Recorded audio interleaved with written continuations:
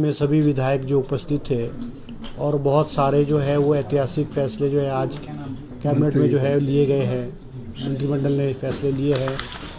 जिसमें से कि सबसे अहम जो है वो मुख्यमंत्री प्रोत्साहन योजना जो मुख्यमंत्री जी ने बजट में घोषणा की थी उसको अमली जामा पहनाया गया है। और ये जो स्कीम है वो हिमाचल प्रदेश में जो गरीब बच्चे हैं और वो शिक्षा प्राप्त करना चाहते हैं और उनके पास आय के साधन नहीं है, तो उनको प्रोत्साहन देने के लिए और उनकी जो प्रोफेशनल डिग्री पूरी हो उसके लिए ये स्कीम लागू की है, जिसका नाम है मुख्यमंत्री विद्यार्थी प्रोत्साहन योजना 2023।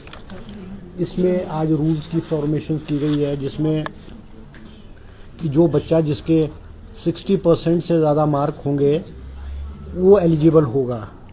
और इसमें जो लोन की राशि होगी वो 20 लाख रुपए तक लोन जो है वो मिलेगा। और इसमें जो रेट ऑफ इंटरेस्ट होगा वो सिर्फ और सिर्फ केवल 1% होगा। और मुख्यमंत्री जी ने आदेश दिए हैं कि विदिन 24 आवर्स जब भी किसी बच्चे की एडमिशन, चाहे वो इंजीनियरिंग कॉलेज में है, चाहे MBBS में है, चाहे IIT में है, चाहे पॉलिटेक्निक में है, चाहे IIT में है, और चाहे किसी भी प्रोफेशनल कोर्स में होगी, फार्मेसी में है, या किसी भी कोर्स में होगी, प्रोफेशनल कोर्स में होगी,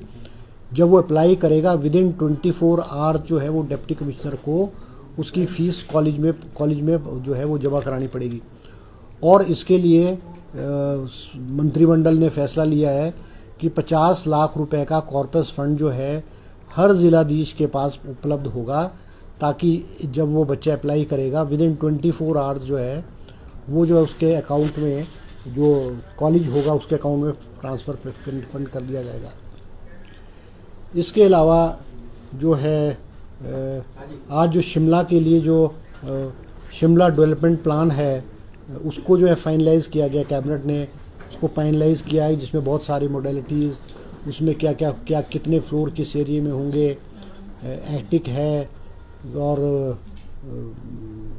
गैरेजेस का प्रोविज़न है, अलग अलग एरियाज़ में कोर है, ग्रीन एरिया है और दूसरे एरियाज़ है, उसमें अलग अलग विस्तृत रूप से कैबिनेट में प्रेजेंटेशन जो है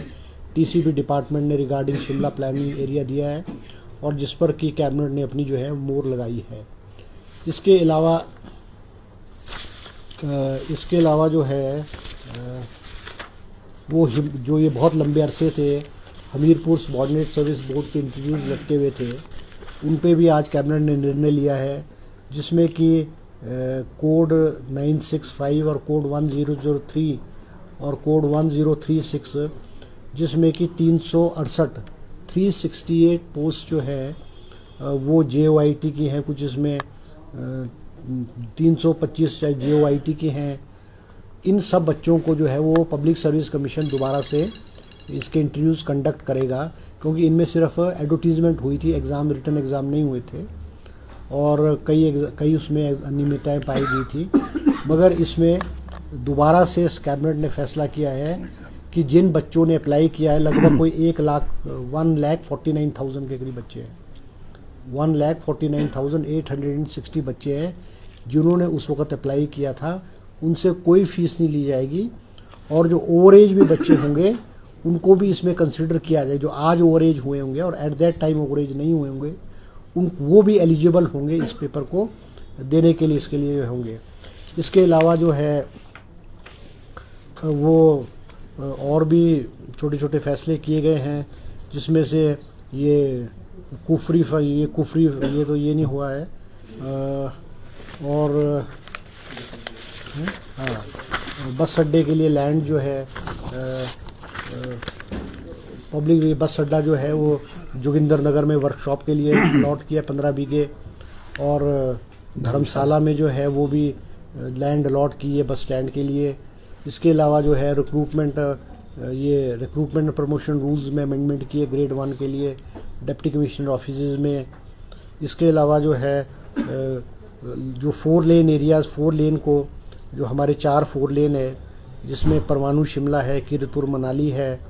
और कांगड़ा शिमला है और जोगिंदर नगर पठानकोट मंडी है, इन चारों के चारों एरियाज़ में जो है वो 4 लेन प्लानिंग एरियाज प्रपोज किया गया। 4 लेन प्लानिंग एरियाज जिसमें कि जो रोड की एंड उससे 100 मीटर्स ऑन बोथ साइड जो एरिया होंगे वो उनकी जो कंस्ट्रक्शन होगी वो रेगुलराइज जो है अकॉर्डिंग टू द प्लानिंग के रेगुलराइज जो होगी, ताकि इसमें हैपैजर्ड जो है कंस्ट्रक्शन ना हो। इसके अलावा जो है हमीरपुर के टोनी देवी में डिग्री कॉलेज को खोलने की जो है वो आज कैबिनेट ने अनुमति प्रदान की है। और इसके अलावा कैबिनेट ने जो है वो आईटी डिपार्टमेंट का नाम चेंज करके department of digital technologies and governance जो है उसको नाम किया है, और उसमें जो रूल्स ऑफ बिजनेस हैं वो भी आज जो है वो फॉर्मुलेट किए गए हैं। इसके अलावा जो है जो ये वाइल्ड फ्लावर हॉल वाली प्रॉपर्टी है, जो डिस्प्यूट चला हुआ था ये इनके जो ओबराय ग्रुप के साथ, इसमें भी जो है implementation of arbitrator award 23 July 2005 rendered by the arbitrator, उसमें भी जो है वो 18% एक्यूमुलेटिव इंटरेस्ट के आधार पे जो है उसको ईस्ट इंडिया कंपनी जो ये होटल्स वाले इनको दिया है कि भाई हमारे को जो है वो जो हमारा पैसा स्टेट का बनता है उसको जो है उसको किया जाए। इसके अलावा जो है inclusion of 2 nominee director from financial institution and debenture trustees in board of director of HP state electricity board to fulfil statutory requirements. इसके अलावा प्रोवाइडिंग जो है state government guarantee for establishing inland letter of credit against all power purchase agreements with SBI in respect of Himachal Pradesh State Electricity Board Limited as per the advice of Himachal Pradesh Electricity Regulation Commission of an amount of rupees 300 crores जो है ये दिया गया है। इसके अलावा कांगड़ा वाला airport के में भी जो है लैंड एक्विजिशन के लिए हरी झंडी आज कैबिनेट ने दी है, उसके एक्सपेंशन के लिए भी की है। चंद्र कुमार इसमें डिटेल में आपको बताया। उसमें जैसा कि हमारे मंत्री जी आपको ब्रीफ कर रहे थे, थोड़ा इसमें ये भी है कि हम बड़ी जल्दी उसकी एक्विजिशंस प्रोसीडिंग्स जो है करेंगे, और जितना पैसा उसके ऊपर खर्च होगा हम करेंगे। और जो कमेटी की रिकमेंडेशंस आई कि जो भी लोग वहाँ से जो है अपरूट होंगे, चाहे वो SC हैं, ST हैं, OBC हैं, जिनकी ऑक्यूपेशनल स्ट्रक्चर जो है वो अगर ख़त्म होगी तो सरकार उनको रिवाइव करेगी और उनको ठीक ढंग से रिहेबिलिटेट करेगी। जिनका जो कोई ज़मीन उनके पास नहीं होगी उनके लिए जो है वो जगह भी दी जाएगी और वहाँ पर उनको बसाया जाएगा। और ये प्रक्रिया जो है वो बड़ी जल्दी हम पूरा करने जा रहे हैं, और उसके लिए सरकार जो है वो एक मुश्त पैसा जो है उस एयरपोर्ट का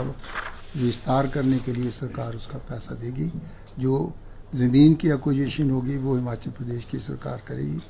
और वो पैसा जो है उसका प्रावधान किया जाएगा। इसके अलावा जो एक और इशू जो है वो रह गया है, पुलिस चौकी बीड़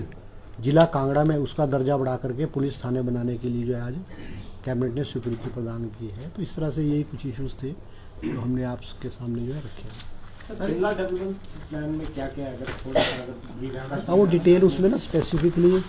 अलग अलग एरियाज में, कोर एरिया में कितनी मंजिल होंगी, ग्रीन एरिया में कितनी होंगी, और इन एरिया से बाहर कितनी मंजिलें होंगी, उसमें स्पेसिफाई किया है। जैसे मुझे लगता है ग्रीन एरिया में शायद 1 फ्लोर प्लस एटिक है, और कोर एरिया में 2 है। इस तरह से एक स्पेसिफिक बड़ी लंबी चौड़ी प्रेजेंटेशन थी शिमला डेवलपमेंट एरिया पे।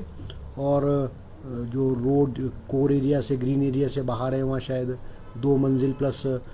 पार्किंग के लिए, गैरेज के लिए प्लस एटिक, इस तरह से स्पेसिफिकली मुझे पूरी डिटेल्स याद नहीं है,